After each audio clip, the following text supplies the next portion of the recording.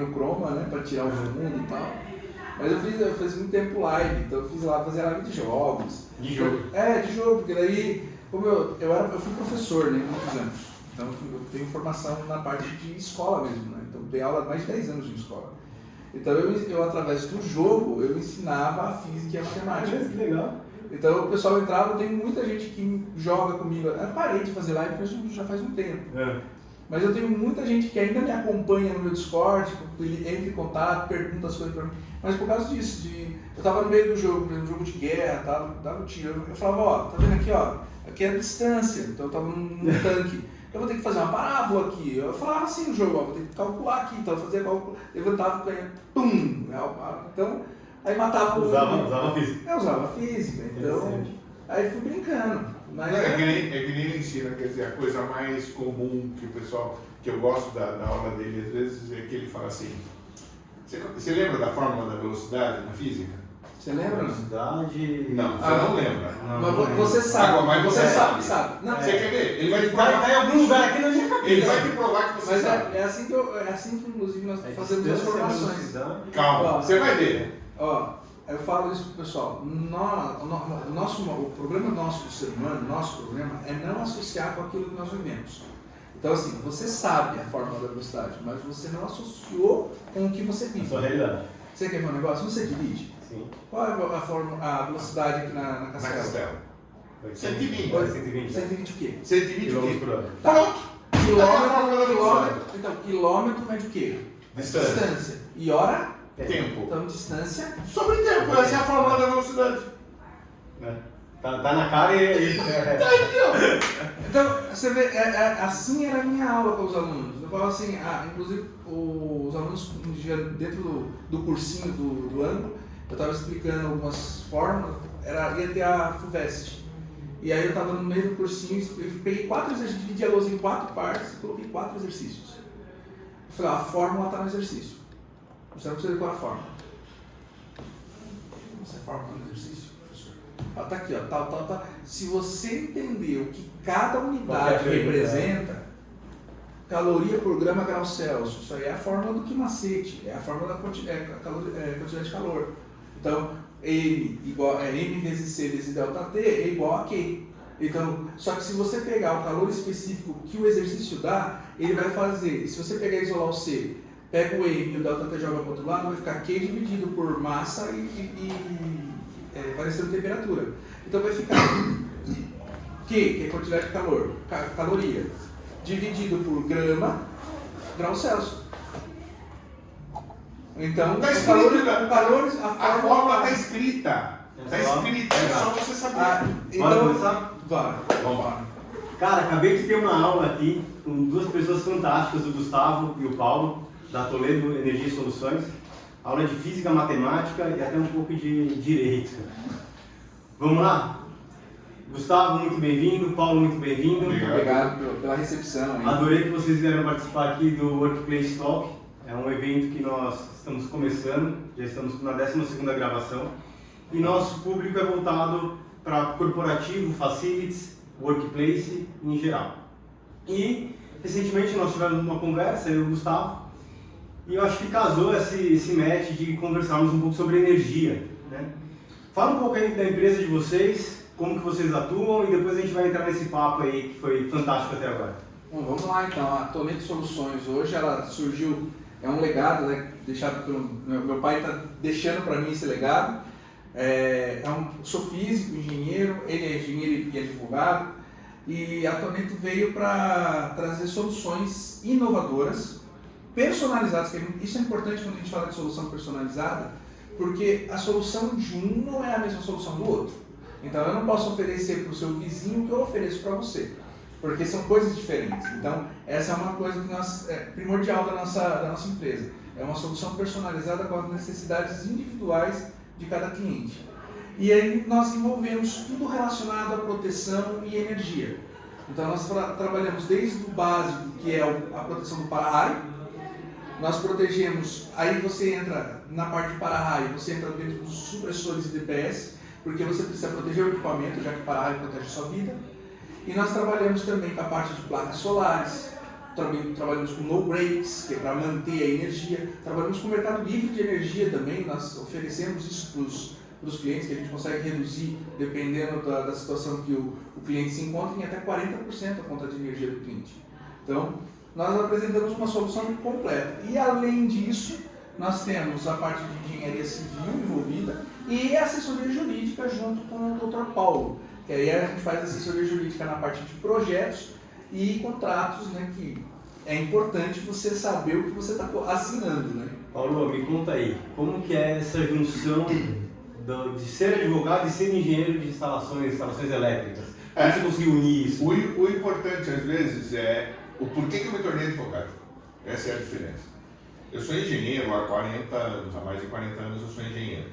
E trabalhei durante 30 anos como engenheiro, tá? Como executivo de empresa na área de engenharia, principalmente na área de segurança digital. A segurança digital, o pessoal sempre pensa no software, mas a gente falava de software e hardware, então eu trabalhava com os dois elementos, tá?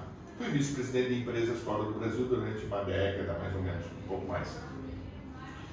E nesse período, a gente se preocupava muito com os contratos de segurança e tal, então eu lidava muito com os advogados a nível internacional e tudo mais, né?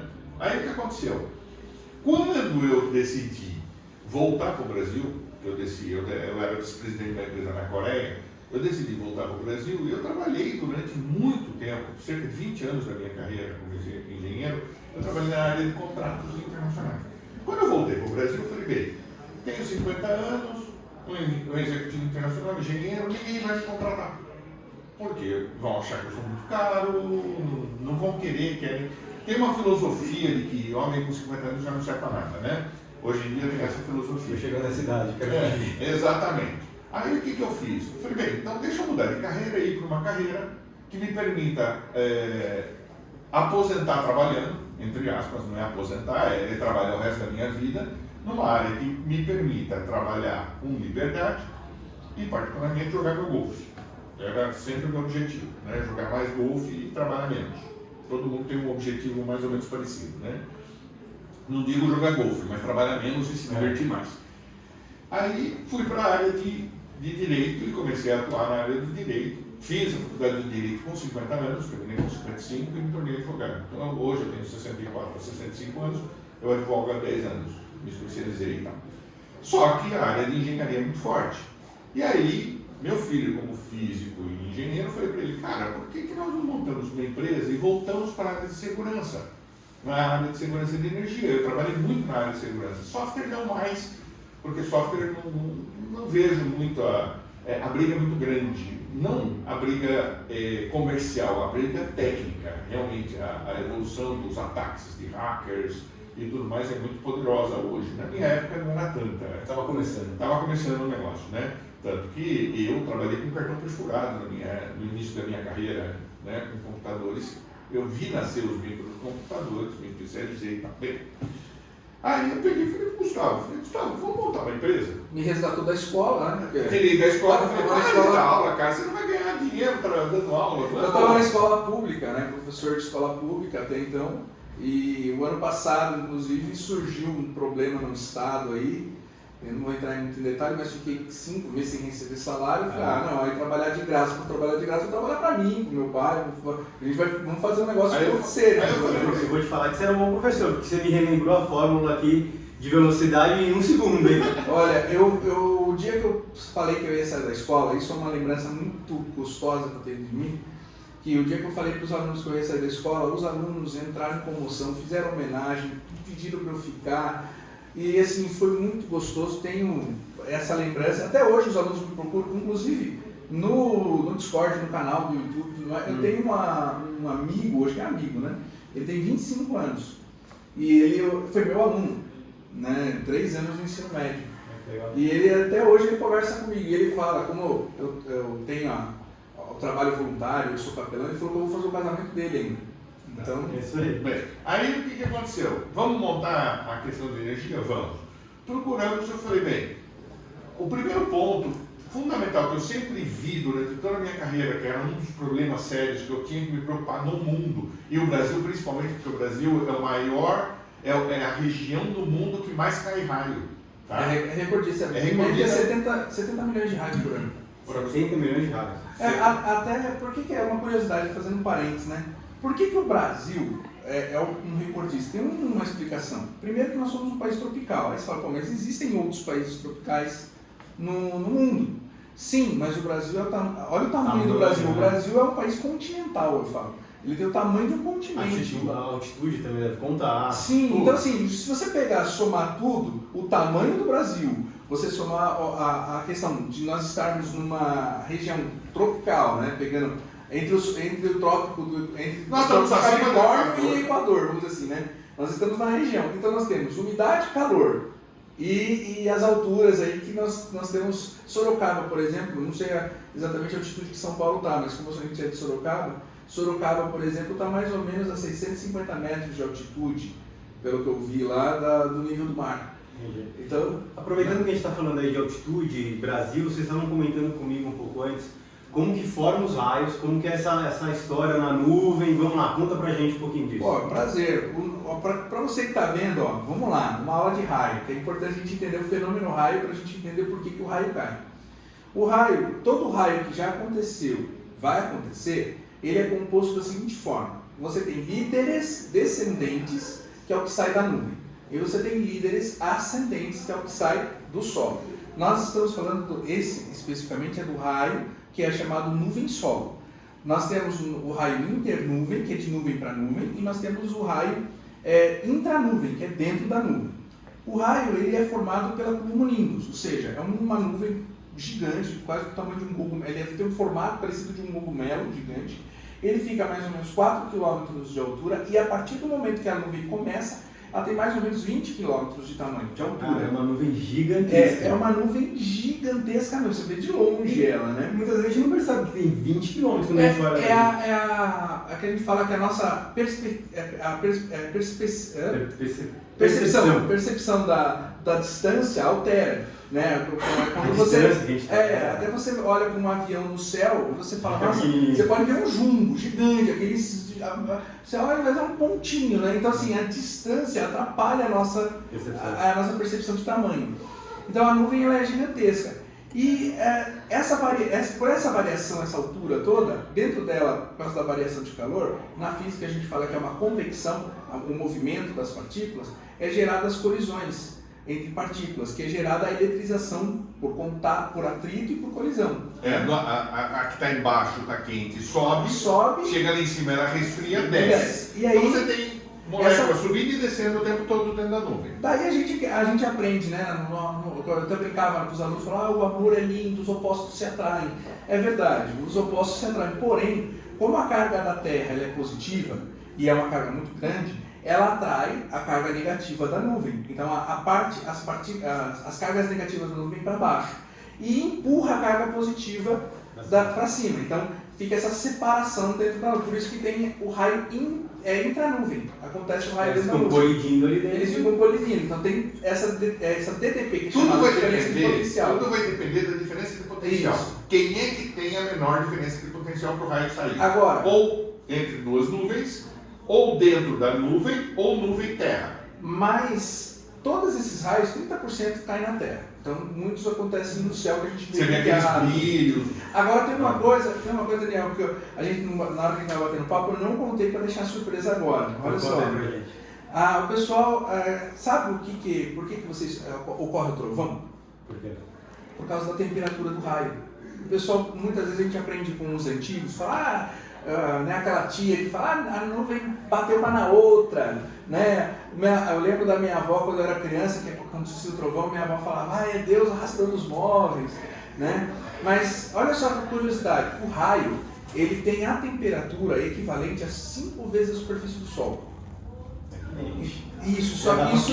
Só que isso em microsegundos, né? Então é muito rápido. Só que pense o seguinte, na hora que o raio sai da nuvem, ele sai como uma raiz de árvore. Ele sai. Da Terra sai vários ascendentes para encontrar... Também uma raiz. São vários para encontrar o caminho. Aquele que saiu primeiro chega e fecha curto. Nesse momento que fechou curto, é feita essa descarga e é gerado esse calor. Agora imagine só, isso em microsegundos. O calor ele é energia em condução.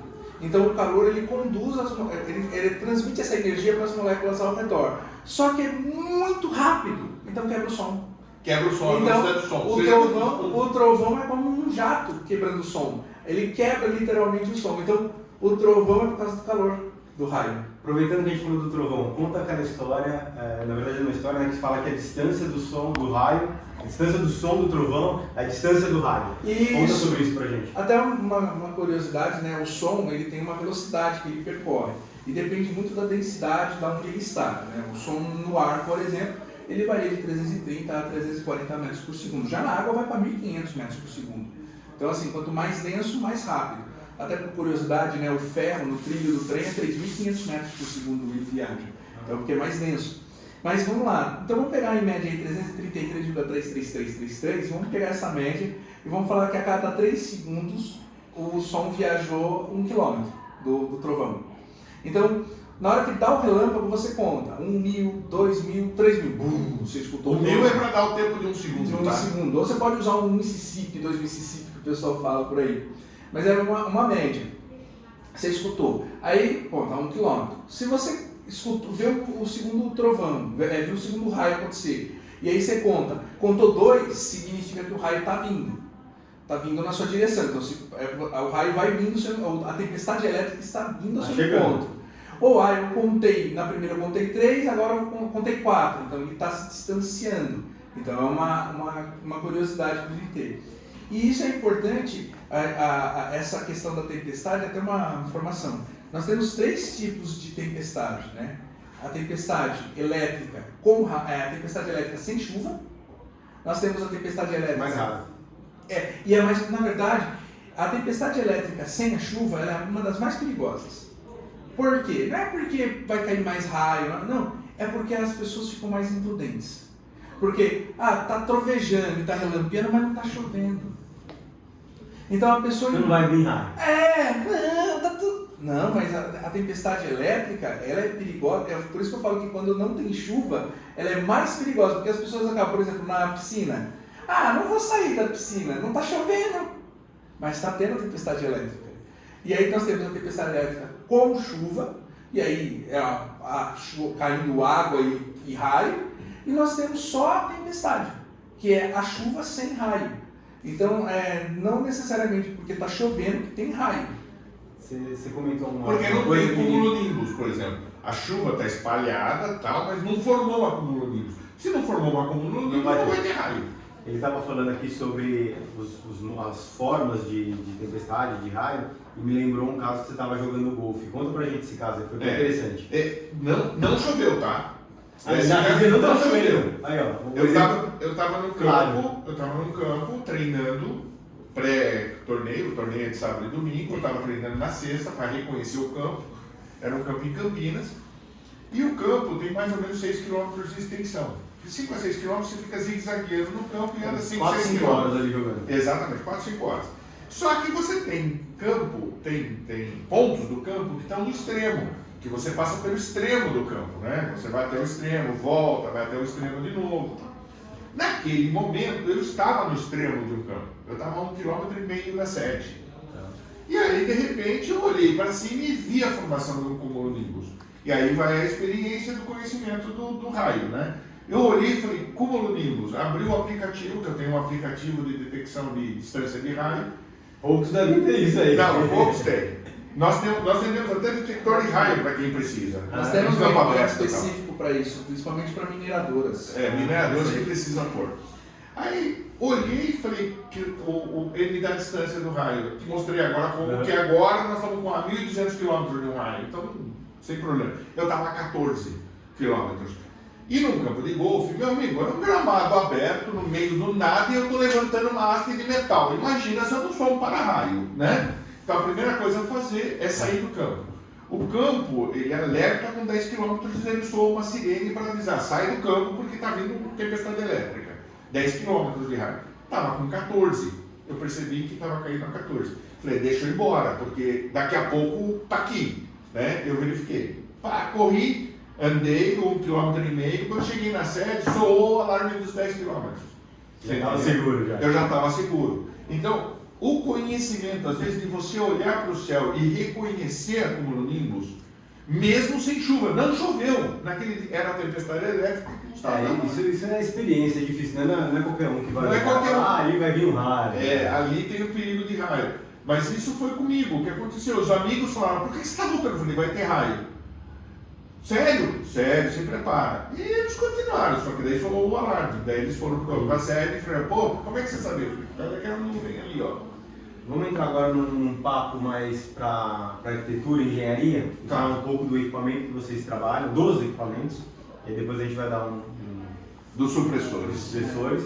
Vamos falar um pouco sobre instalações prediais para a área corporativa e para galpões. Como que vocês trabalham, o que vocês têm? Vamos lá. Que é isso? A Toneto hoje, ela trabalha com parcerias, né? Nós, a Toneto, temos hoje um prestador que nós fornecemos para o cliente soluções de acordo com os parceiros que nós temos. Uma das empresas que nós temos como parceiro é a ABC Para-Raios, de Sorocaba, que ela é uma das integradoras da empresa Indelec, que é uma empresa francesa. Então, a ABC hoje, ela tem, além do... ela só trabalha com para-raios, tá? É uma das coisas... fornecedora nossa. A ABC ela só trabalha com para-raios e o para-raio que ela trabalha, né, além do tradicional, que é o Franklin e o Faraday, que é o sistema de malha, ela trabalha também com um sistema chamado PDI, né, que é o para-raio dispositivo ionizante. Proteção do dispositivo ionizante e eletrônico. E hoje em dia, parecido com aquele? Na verdade, esse aí é o supressor. Então nós vamos falar... Aquele que é o grandão. Isso, parece um cogumelo. Ainda o pessoal fala, parece a ponta da flecha do Rambo. E só que ele é eletrônico. E ele veio para o Brasil em 88. Hoje é faz tempo. Só que ele é pouco conhecido, pouco difundido. Por quê? O para-raio ionizante, esse equipamento específico que nós trabalhamos, o Prevecton, ele é homologado aqui no Brasil pelo Inmetro. Então nós temos todas as certificações dos bombeiros e tudo mais. Só que no PDI em si não existe norma brasileira para ele. Então a NBR 5419 ela fala somente dos para-raios tradicionais, que é o Franklin e o Faraday. Só que é usual, que a gente que é usual, prédio. Isso, só que a 5419 ela é muito específica nas proteções edificações, é falar da proteção de prédio. Para-raio para proteger prédio e vida. Isso, então aí você fala de galpão e tudo mais. Esse Prevector ele protege área. Então você coloca uma antena dele, ele tem um raio, por exemplo, vamos pegar o equipamento mais robusto que nós temos, que é o S60, ele protege no nível 2, 86 metros. Se eu chegar em nível 3 de proteção, 97, ou em nível 4... Diferente do que está em torno ali, não é mais o prédio, é a área. Se eu botar isso num campo de golfe, ele vai me proteger. Exatamente. E aí você fala assim... Fazendas, proteger gado. Aí você fala assim, mas o que é esses diferentes raios de proteção? É muito importante a gente entender que o para-raio ele é classificado dentro de um GR, ou seja, gerenciamento de risco. Quando você fala do gerenciamento de risco, você tem que fazer um levantamento do que você está protegendo. Se eu estiver protegendo uma área onde eu tenho áreas classificadas como explosão, risco de explosão, combustível, seja gasolina, gás, essas coisas, nós estamos falando em nível 1 de proteção. Ele precisa ser mais, proteger muito mais, porque não pode ter faiscamento. Quando você fala em, eu tenho aglomeração de pessoas, um estádio de futebol, shopping e tudo mais, onde nós estamos hoje aqui, por exemplo, seria nível 2 de proteção. Então aí já é pessoas, eu tenho pessoas, aglomerações. Nível 3, residência, comércio, local. Então, não é constante ter pessoas, você tem pessoas, mas o nível 4 aglomeração. E o nível 4 é onde não há habitual presença de pessoas. No estacionamento, as pessoas não ficam lá. Então, uma fazenda. Então, quando você entende... galpão de proteção de cereais, você não tem... aproveitando esse gancho que ele falou do cereal, que a gente tem importante. Você sabia que o açúcar, ele é zona classificada? Ele é explosivo. Você não vem da cana-de-açúcar? Ele vem da cana. Você não faz álcool dali? Você não faz... A gente joga açúcar na brasa. Na brasa, exatamente. Então o açúcar, por exemplo, de açúcar, ele é zona classificada. Você não pode ter faiscamento, ele pega fogo. O grão de milho também vira pipó. Ele também não pode, você tem que proteger como se fosse... Então, veja bem, o para-raio vai te proteger, pelo que até agora falou, o que ele está protegendo? Prédios e vidas. Agora, o Prevector, ele veio, você coloca uma antena e ele tem um raio. Então, por exemplo, quanto menor o raio, maior é a proteção. Então ele vai aumentando. O S60 é o nosso maior, vamos dizer assim, que protege o maior. Então ele vai para 107 metros em nível 4, por exemplo. E se eu tiver uma área muito grande, eu coloco, sei lá, 4 e eu sobreponho Isso. para... Só para você ter uma ideia, tá? Só para você ter uma ideia. Um Prevectron S60, ele corresponde a você colocar 57 franguinhos. Naquela área. Para proteger a mesma área. Um único equipamento. Isso aí vai baixar a mão de obra drasticamente e material. Isso, material de 57 isso acaba se E matando. tempo de instalação. Muito mais rápido. E a questão, porque uma outra curiosidade que é importante a gente falar, Daniel, que assim, eu visito muitos clientes e eu tive recentemente, não vou falar o nome de nenhum cliente que está bem para não expor, mas eu tive num cliente onde o último laudo SPDA dele era de 1997. E as pessoas não se atentam a isso, mas o laudo SPDA é um laudo de inspeção que é feito, tem que ser todo ano.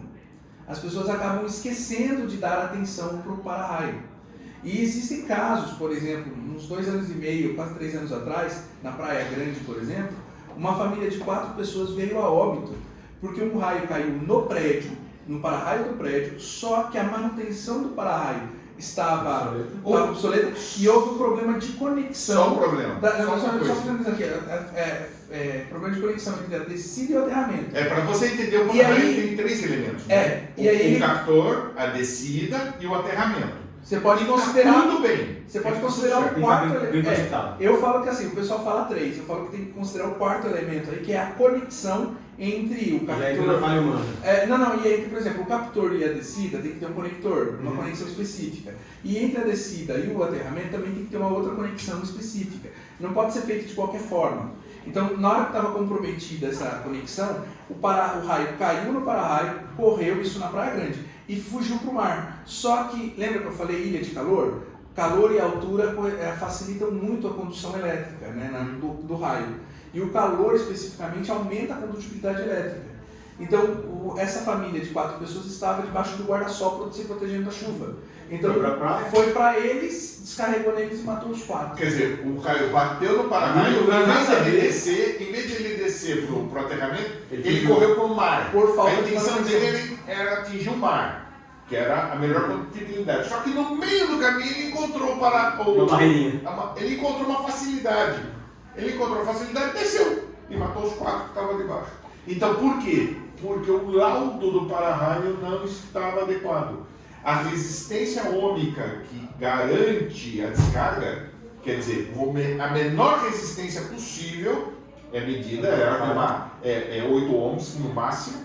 Você tem que ter a descida bem calibrada, os aterramentos estarem ok, você tem tudo isso. E isso quem faz é o laudo. O laudo obriga, tanto os bombeiros como as seguradoras, obrigam você até o laudo. E, detalhe, aí entra uma coisa que as pessoas se surpreendem. A lei fala o seguinte: se caiu, você fez o laudo hoje, caiu o raio amanhã, eu tenho que fazer um novo laudo. Por quê? Porque caiu o raio. Você não sabe se o sistema está... Se foi danificado. Lógico. Aí, mas capacete, caiu. Você não vai mas aí vem a pergunta, assim, todo mundo faz isso? Ninguém faz isso. Então, a lei corrige isso. Então, a lei encontrou uma forma de, vamos dizer assim, minimizar esse impacto. Então, todo ano você faz. Uma vez por ano você tem que fazer essa inspeção, pelo menos. Porque não dá para você garantir. Apesar que hoje, a tecnologia de para-raios, nós também fornecemos os contadores de raio. Quantos raios caíram naquele para-raio? Então hoje, se cair um raio, para você falar caiu ou não caiu, então você tem um contador. Agora, eu trazendo isso para o mercado corporativo, né? Eu tenho um cliente que tem uma laje corporativa, 1.000, 2.000, 5.000 metros quadrados ali. Quem faz isso é o prédio. Como que o cliente ele tem que saber para cobrar e monitorar isso do prédio? Porque é uma responsabilidade do prédio. Aí tem uma outra coisa. O para-raio, ele, caso você não saiba, ele é rosqueado. Maste. Ele é rosqueado. Então você pode comprar para você. Você pode comprar para você no prédio alugado. É seu. Você vai sair daquele prédio alugado, você desrosqueia e leva para o para-raio. Mas aí que está o detalhe, essa é a vantagem. O Prevectron, ele vai 2 descidas, que é proteção redundante, tem que ser 2, isso é norma internacional. E o aterramento, para você ter uma ideia, é 30 metros de cobre só. Eu não preciso fazer o anel completo. Então, vamos assim, a instalação é baixa. Ainda que seja num prédio corporativo que eu não tenho... Você pode até deixar para trás isso, porque é pouco, mas o que é mais valorizado ali é o ator. Voltando agora para isso aqui, para os supressores. Tudo que nós falamos é de para-raio, é para proteger prédio e pessoas, vidas, porque morrem 130, 140 pessoas por ano no Brasil de raio. Bastante. Tá? Bastante. Tá? Mas para 70 milhões de raio até que não é tanto. Um Mas percentual pequeno em relação à morte, mas é morte. Então, mas é morte. mas isso é importante a gente falar, que é o seguinte, esses registros de morte não estão incluídas as pessoas que sofrem lesões. As que se machucaram só. As que se machucaram. As que no Brasil só é contabilizado morte. Bem, Pessoas que são lesionadas, a gente não sabe. só no Peru, há pouco tempo No agora, dia 3 de novembro do ano 3 de passado, novembro do ano passado caiu um raio num campo de futebol. Estava tendo um jogo de futebol, estava tendo tempestade elétrica. O juiz falou, vamos sair. Estava todo mundo saindo, caiu na cabeça de um, matou esse e 6 ficaram feridos. Por causa da descarga. É chamada tensão de passo. Aí o que acontece? Vamos mudar. Eu tive um amigo, Roberto Meneghetti, ele falava, eu aprendi muito com ele de SPDA quando eu trabalhei com ele na Concremate. Vou entrevistar ele ainda. Tá. É um cara fantástico. Aí o que acontece? Você está protegendo prédio e vida. E o equipamento que está dentro do prédio? A descarga elétrica, ela é uma descarga, tá? Elétrica de muita potência. 1 milhão de volts. Você tem ali batendo ele vai causar uma onda de choque. Tá? Essa onda elétrica, você tem um fio estendido na tua parede aqui. Você tem um fio estendido virado para a parte de fora. Cai um raio no prédio do lado. Esse impacto do raio gera uma onda eletromagnética. O que vai acontecer com essa onda eletromagnética? No teu fio que está estendido, ele vai induzir uma corrente. Então ele induz um surto. E se eu não tenho nada para proteger? Se você não tem nada para proteger, esse surto vai encontrar um ponto de saída. Qual é o ponto de saída que ele vai encontrar? O mais fácil. A energia sai. Menos resistência. Menor resistência. Então, deixa eu tentar ver se eu entendi, só para ficar bem claro aqui pro pessoal. Quando a gente tem o sistema de aterramento, que protege pessoas e prédios, e o de surto, que protege os equipamentos. Nós conseguimos colocar para as áreas corporativas ambos, ou ao menos o de surto, que é diferente do que a gente coloca do DPS e do quadro. Exato. Não, explica a diferença dos dois. Vamos lá. Existem 3 níveis de proteção. 3 níveis de proteção. Você vai para o quadro, tá? E põe um DPST, que a gente chama, tá? Que é de transitório, de surto de transitórios, que é um supressor. Você pega um supressor parrudo e põe no teu quadro. Aí o pessoal fala, mas tem problema de instalação, vou ter que desligar. Não, ele entra em paralelo com o quadro. Então você não é simples. É muito simples, você então, instala em paralelo. Esse equipamento ele é monofásico, tem uma lâmpada. Então como que a pessoa sabe que ele está funcionando? Essa lâmpada está acesa. Então trifásico tem 3. Agora, mas você perguntou, qual a diferença dele pro DPS? Vamos lá, o DPS ele foi criado na década de 80. E ele tem lá um varistor dentro dele. E esse varistor, quando dá o surto, ele deixa passar de resíduo. O que é esse resíduo? É o excedente, vamos dizer assim. Ele não consegue segurar, então deixa passar. Varia entre 800 a 1.500 volts. Isso o DPS que a gente conhece, aí, o tradicional. E o DPS, também tradicional, uma vez que ele foi acionado, ele morre. Ele fez o papel dele, ele é, vamos dizer assim, ele é suicida. Ele se mata para proteger o equipamento, tudo bem? Então, muitas vezes, dependendo do surto, ele nem protege. Ele morre e mata o equipamento junto. Foi muito. Esse equipamento, ele já é diferente. O resíduo dele é 20 volts. E ele não morre. Ele tem garantia. Eu tenho equipamentos menores que esse, com garantias de 5. E aí varia, dependendo do tamanho. Eu chego a ter equipamentos com garantia de 25 anos. Então, ele continua ativo ali. Ele continua ativo. Para você ter uma ideia, a garantia do equipamento é dada pela fábrica e como eu sei que o equipamento morreu? Por exemplo, deu um defeito, a luz apagou. Se a luz apagou, eu vou lá e troco o equipamento. Então, assim, esse equipamento, ele não foi feito para, ele não se mata para proteger o equipamento. Essa é uma dúvida muito comum que Eu ia te perguntar isso agora. É uma dúvida muito comum dos clientes. Mas, poxa, mas eu vou instalar esse equipamento e ele vai. E o que acontece se der um surto? Ele filtra. Ele segurou. Ele segurou. É importante entender por que ele não morre. É porque ele nasceu.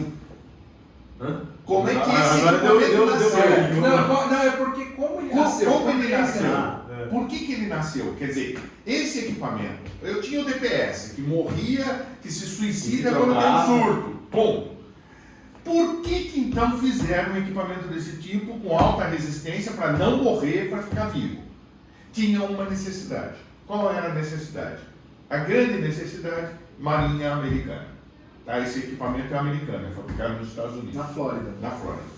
Marinha Americana. Imagine, voltando a falar de raio, que depende de calor, ponto de altura, descarga, mil coisas. Imagina um destroyer, tá? Puro ferro, cheio de gente, motor quente, tudo funcionando. No meio do nada. No meio do nada, no mar, lá. Tá. Numa tempestade elétrica. Numa tempestade elétrica. Onde é que vai cair o raio? Vai Nele. E a hora que cair nele o raio, o que vai acontecer com o equipamento eletrônico? Eles têm radares eletrônicos, o sistema de armamento é eletrônico, tudo é eletrônico dentro de um navio de guerra hoje. Tudo é eletrônico. Se dá um raio em cima de um navio desse, no meio do nada, e queima tudo isso, como é que fica? Não dá, então. Ele não sai do lugar. Ele não tem backup lá dentro. E se Ele tivesse não tem- Você também. também? Não, imagina assim, até brinco com o pessoal, fala assim, vamos pensar que tem backup, vamos pensar que tem equipamento. Existe uma maneira dele. É. Mas vamos lá que o navio ele tá lá, ele detecta um submarino possivelmente inimigo. E dá um raio e apaga tudo. E aí? E aí? Até trocar. Até colocar em ordem.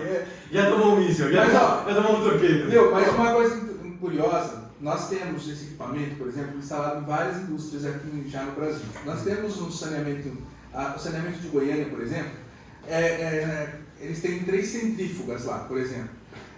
A centrífuga que é aquele tonel lá que o pessoal faz para separar o sólido do líquido, para tratamento da água, tudo bem? E aí foi colocado esse equipamento em um. Vamos homologar, então vamos testar o equipamento para ver se funciona. Vamos. E isso em 2023 começou o processo. Vamos colocar, colocamos e tal. Beleza. Só que aí o equipamento foi colocado em um. Tudo bem? Das 3 centímetros. Passou-se 4 meses, isso foi no final de 2023, começo de 2024. Passou-se 4 meses, o equipamento, houve uma manobra, eu falo que a sorte, ela caminha ao lado da competência, né? Quando você tem competência, a sorte se aproxima de você. Isso... Você está preparado para a sorte. você está preparado para a sorte. Então, eu falo, sorte, eu falo que a competência atraiu, né? Mas vamos lá. Então, depois de 4 meses, houve uma manobra da operadora lá na região e das 3, o único que não houve problema foi o que estava com esse. Por quê? A outra centrífuga queimou uma fonte e a outra queimou o drive.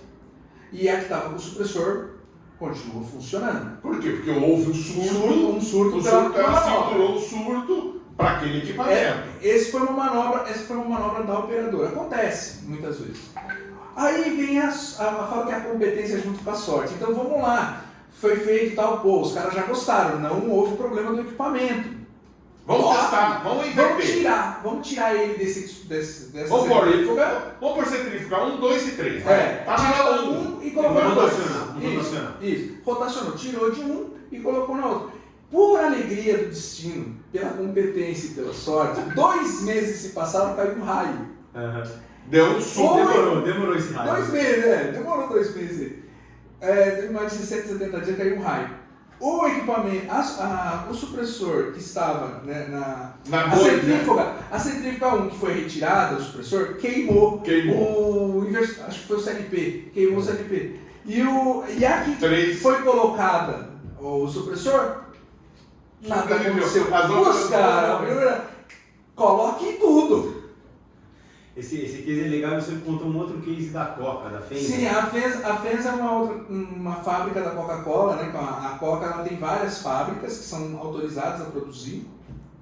E a Fenza ela foi um cliente que também instalou, acho que foi na engarrafadora, temos lá os casos de sucesso, e esse equipamento ele é payback, então ele se pagou com o tempo. Parece que foi na Fenza que deu 4 minutos de payback. Ou seja, se a máquina parasse 4 minutos, ficava mais caro do que era. Então, e aí ela vinha vindo com ordem de serviço, né? Porque é isso que a gente faz com o cliente. A gente pega, fala para o cliente, fala assim, me dá a sua dor, eu quero a sua dor. Aí o cara pega porque quando cai um surto, o elétron vai procurar o caminho mais curto. Então, dentro de uma fábrica que tem um monte de equipamento, vai ter um equipamento que é a solução. Sabe aquele chefe da manutenção, o cara da manutenção, que ele vai embora para casa pensando, hoje vou meu Deus, essa máquina. Ele sonha com a máquina, ele tem pesadelo com aquela máquina. Então eu chego pro cara e falo assim, me dá esse pesadelo, eu quero esse pesadelo seu. Então a gente vai lá nessa máquina e faz o projeto. Então só que para fazer isso tem que ser um estudo de caso, pelo menos uns 2, 3 meses de OS, de ordem de serviço. Não é um processo que você faz assim, né? Então a gente faz o levantamento. E nesse caso, nessa fábrica, tinha uma máquina que sempre dava dor, travava, não chegava a queimar, mas parava a produção, precisava de manutenção. Você pega uma máquina dessa que engarrafa faz 1000 litros por hora, 10 minutos que ela fique parada é prejuízo. Então nós fizemos o projeto e a máquina parou de travar. Então fizeram um levantamento que falou, olha, 4 minutos que ela não parou, já pagou o equipamento. Ou seja, o retorno, o ROI, que é o retorno de investimento da máquina, foi melhor. Então você tem, a gente, junto com ele, a gente fala do payback, que é ele se paga, e ao mesmo tempo a gente faz o estudo do ROI, que é o retorno de investimento sobre a máquina. Que é isso que importa o cliente final. No final, ele quer saber se é CAPEX ou OPEX para ele. Porque você tem que chegar que não é uma questão de operação, né? E sim um investimento. É um investimento. Exato. Eu gosto muito de um meme que eu vi na internet. Muitas vezes a gente vai falar com as pessoas e fala, não, tô sem tempo. Aí você fala, poxa, mas eu quero te apresentar uma coisa para você ter mais tempo, né? Mas eu vi um meme na internet que eu achei muito legal, que era um desenho assim, uma figurinha, né? Duas pessoas puxando uma carroça, um puxando e outro empurrando com roda quadrada, né? E um cara do lado de fora oferecendo uma roda redonda. E os caras da roda quadrada falam, tô sem tempo agora. Então assim, muitas vezes eu falo pro pessoal, gente, só para e ouve, né? E vê 5 minutos, às vezes absurdamente. Você vai, é lógico, né? Se você deve 5 minutos para todo mundo que quer falar com você também, eu sei que é complicado, mas às vezes a solução é muito boa. Né? Nós temos uma solução hoje que o grande problema, sabe o que é? Eu sei aquilo que eu não sei, mas eu não dou atenção para aquilo que eu não sei que eu não sei. Exato. E aí esse é o problema, porque a gente deixa de crescer. Então veja bem, esse tipo de equipamento protege navios da Marinha Americana contra raios, contra surtos de raio no meio do mar. Vamos partir desse princípio, só por este motivo já tinha que parar e escutar. Já é digna de atenção. Se os caras, o exército usa, porque o exército ele não vai usar uma coisa que vai deixar eles na mão. Até mesmo que ele testa, ele faz os protótipos, vai ver, não deu certo, ele continua. O que aconteceu? Como é que esse equipamento veio para o Brasil? Sabe como é que esse equipamento veio para o Brasil? A VEG, só não vou entrar muito em detalhe, a VEG trouxe, mas aí e ela usa nos inversores dela. No inversor dela. Com o logo dela, inclusive. Legal. Daí perceberam que o Brasil tinha um mercado coerente. E vamos vender para todo mundo. Então, aí a empresa hoje responsável pelo supressor aqui no Brasil, ela é a Emitec, ela fica em Brasília, e a Emitec, hoje nós somos uma extensão deles em São Paulo. Então a Emitec, em vez de, por exemplo, vou abrir um escritório em São Paulo. Eles encontraram a gente, como a gente trabalha com a parte de energia, de proteção de energia e tudo mais, falaram, olha, vocês protegem prédio e vida. Vamos proteger equipamento também? Quer dizer, junto. Falando um pouco de equipamento, vamos levar o caso aqui para um CPD ou para uma laje corporativa que podemos ter problemas assim.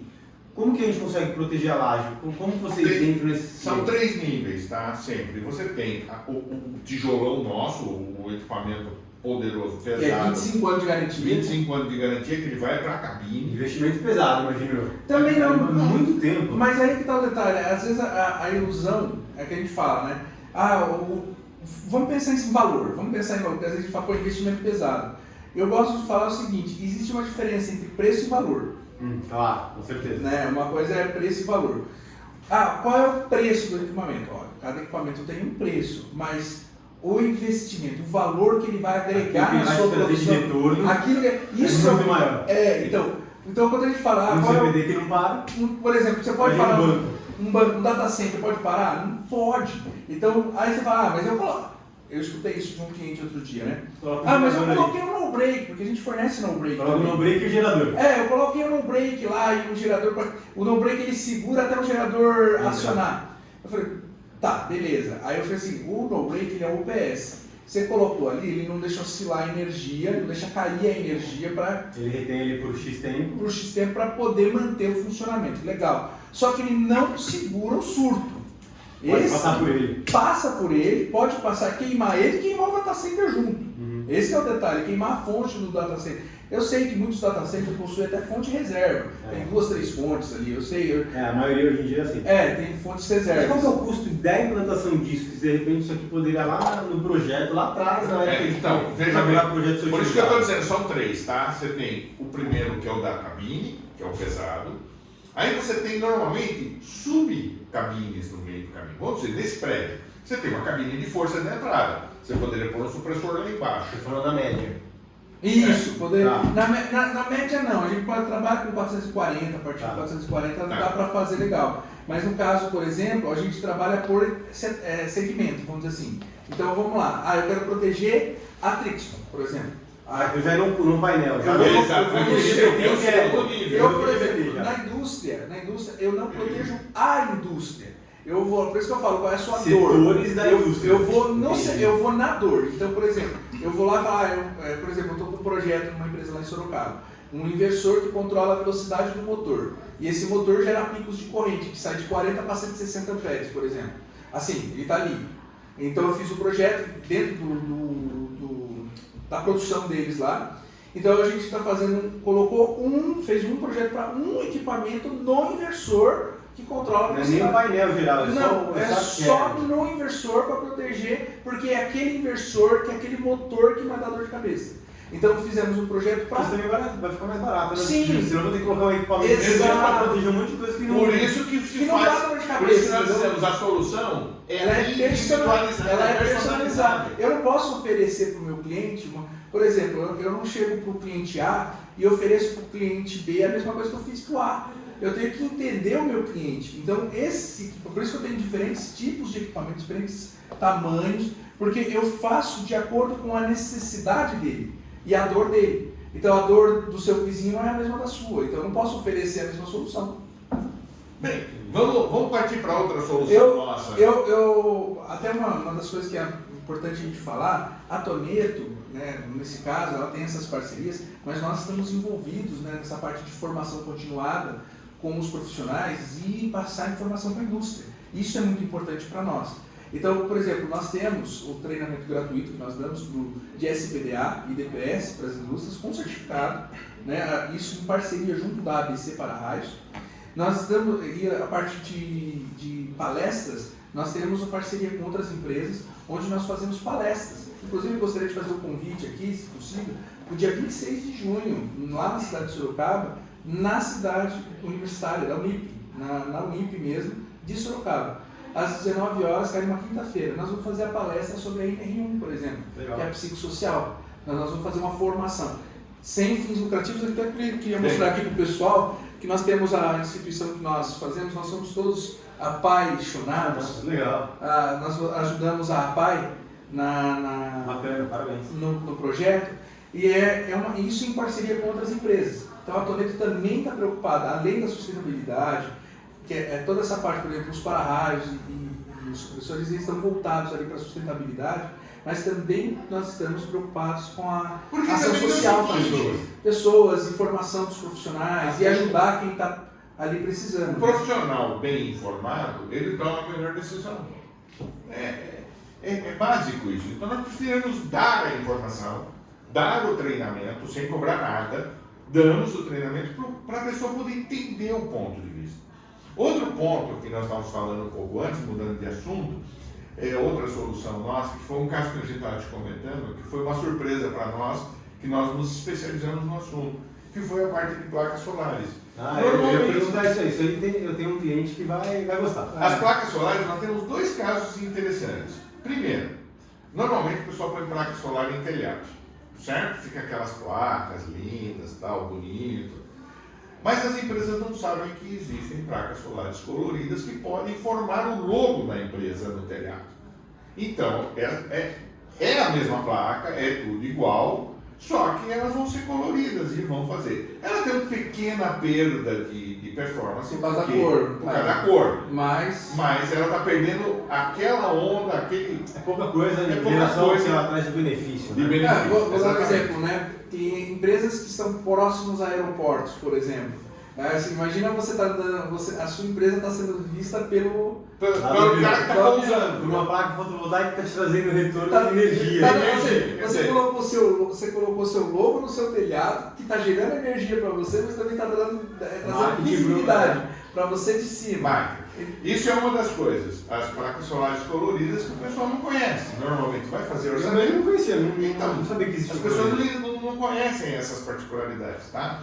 E outra coisa que também nós não vamos dizer assim, não tínhamos essa visão até pouco tempo atrás. Que na verdade dois clientes nos trouxeram. Na verdade um cliente nos trouxe e por consequência acabou trazendo o outro. Né? Mas atrasou Que é o seguinte, trouxe a necessidade da vertical. um edifício que tem uma parede virada para o sol, tá? Parede, não janela, nada. Tem edifício, tem parede. Ela está superaquecendo. Nos procuraram com o intuito de diminuir o aquecimento e captar energia.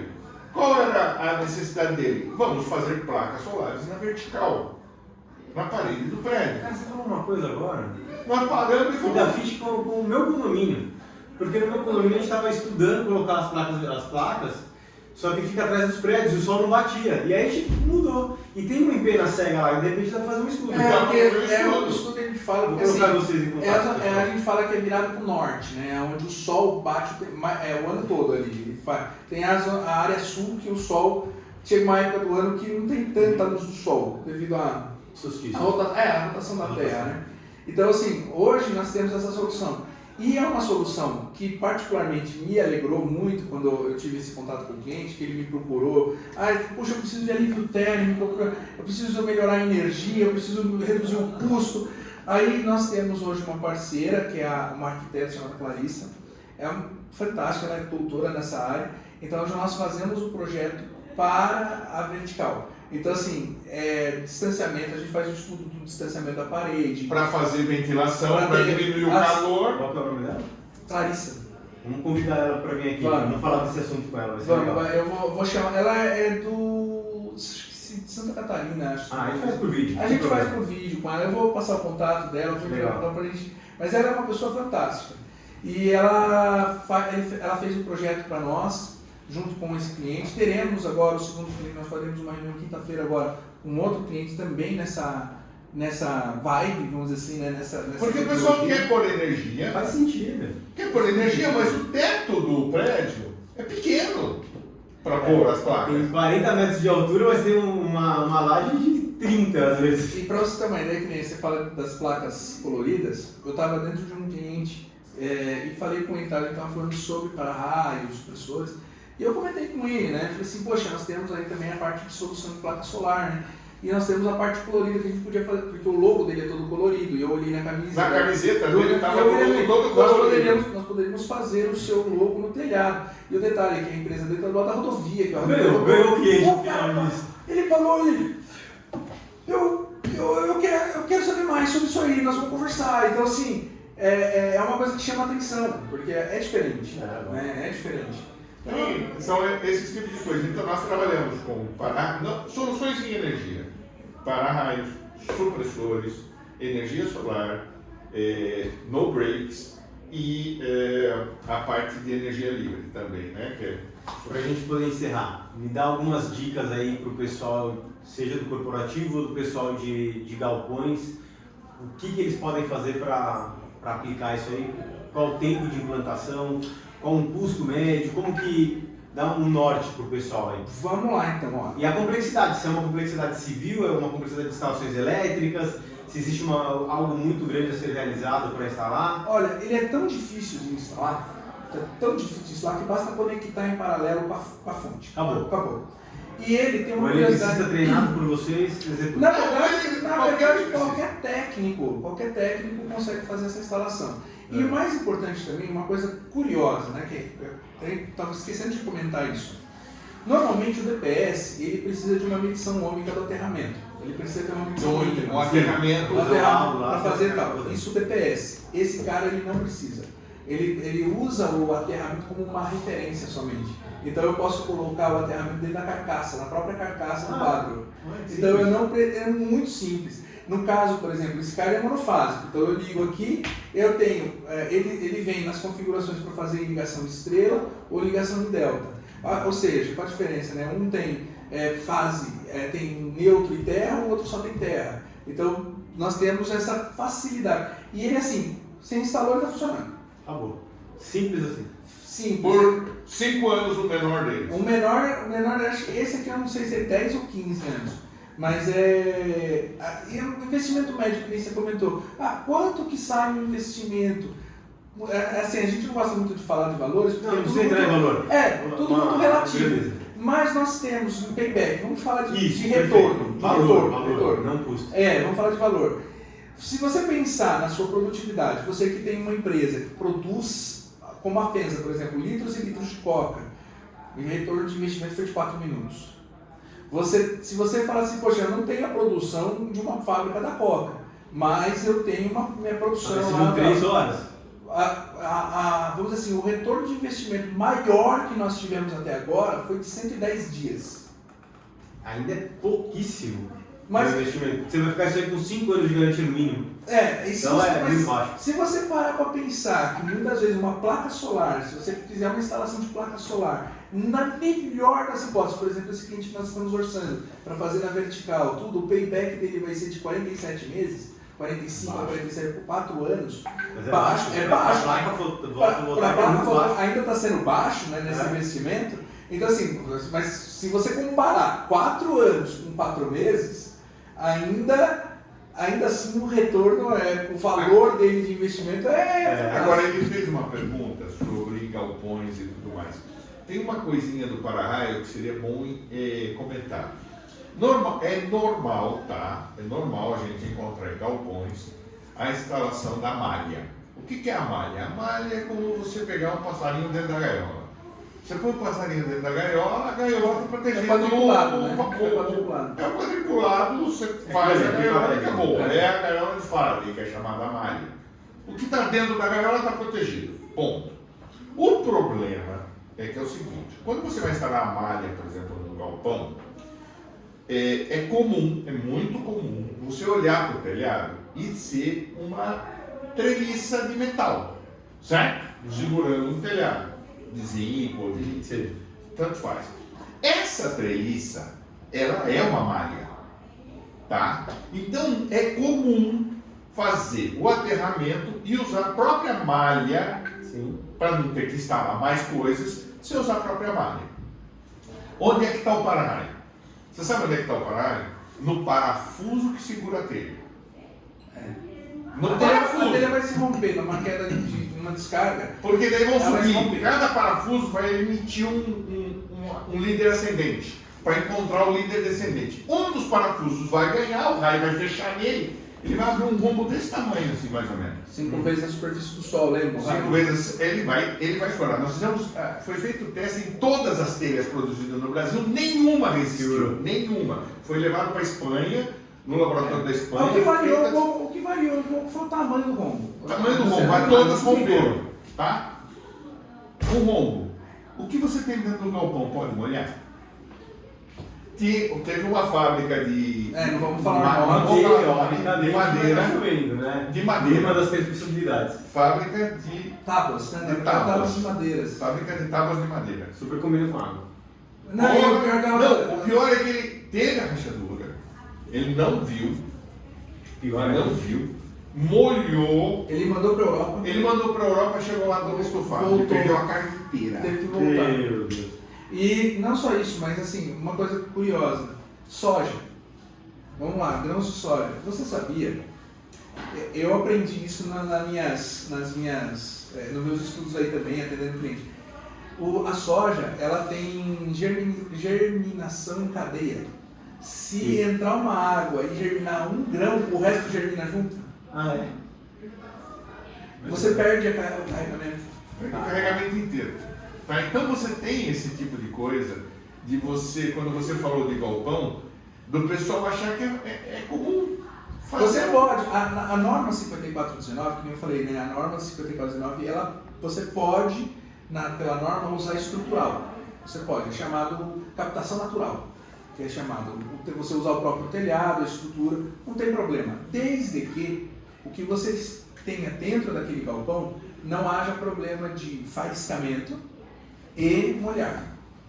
Porque faiscamento, nós temos depois eu posso até mandar para você. E outra coisa, a placa solar também funciona como placa. Porque ele é calor, então a gente tem que colocar para proteger a placa. Depois eu te mando o vídeo de um cliente que houve uma queda de raio num tanque de combustível. E houve... Nós temos em câmera lenta. Nós temos em câmera lenta, eu te mando. Sim, legal. Posso compartilhar depois? Pode, eu te mando.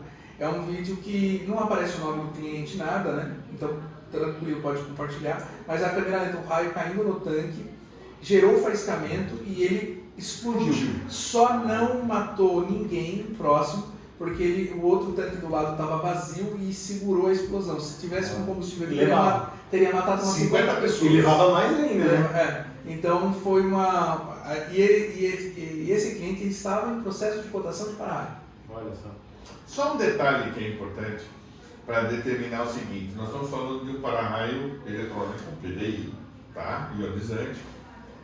Qual é o nível de... o que nós podemos falar desse para-raio para dizer para você, olha, é o melhor, tá? O para-raio que nós vendemos foi comprado da mesma marca por uma pessoa que eu acho que todo mundo conhece, o Elon Musk. Um cara aí que faz... Alguns bilhões. Eu fiquei chateado com o Elon Musk. É. Até vou falar para você, Elon Musk, fiquei chateado com você, cara. Porque você fez a minha frase não fazer mais sentido. Qual? Porque eu falava assim, a minha palavra é igual foguete, não dá ré. Agora dá. Aí eu fiquei chateado, falei, pô, Elon Musk, você fez o foguete da ré, cara. E o ponto de saída... seu equipamento lá. O ponto de saída e o ponto de retorno, você vê o para-raio Você vê ionizante. lá, esse equipamento que Depois manda uma foto disso aí. Eu mandei um vídeo pra você do... é verdade, você mandou o vídeo. Mandei um vídeo do Elon Musk lá da SpaceX, que tá a antena do para-raio lá. Então assim, ele instalou esse para-raio que nós trabalhamos lá para... Se o cara que faz o foguete da ré, o cara que tá envolvido, o cara da Tesla, que está envolvido com equipamento, tecnologia, alta tecnologia, ele está instalando o equipamento que eu trabalho. Eu trabalho com equipamento. Algum valor o equipamento tem? É para se pensar assim o equipamento. E aí nós falamos do para-raio. Aí eu tenho um outro equipamento que a Marinha Americana utiliza. Ou seja, a Tonedo Soluções só trabalha com equipamentos de ponta. Boa. Nós não trabalhamos com equipamento duvidoso e nem com empresas que possam gerar qualquer problema para o nosso cliente. Por quê? Porque nós estamos com nossa cara lá. Então, a nossa parceria com as empresas, nós selecionamos a dedo as empresas com quem nós trabalhamos. E tem um detalhe, o advogado está aqui. Os contratos são extremamente... São bem feitos. São bem feitos, tá? Gustavo, Paulo, muito obrigado aí pela aula de Física, Matemática, um pouquinho de Direito e Engenharia Pura. Eu espero que todo mundo que está assistindo a gente goste desse episódio. E logo mais a gente vai ter um outro papo agora com uma pessoa que você vai trazer aí, vai ser legal também. Espero boas vendas para vocês, o equipamento realmente é fantástico. Vocês têm muito a agregar aí no nosso mercado. Ok, muito obrigado. Muito obrigado. Valeu. Obrigado. Valeu. Desculpa interromper porque eu tenho outra gravação já, gente. E aí, se eu já acho que vocês vão ficar o dia inteiro com Eu ele. falei pra você, a gente é igual homem da cobra, filho.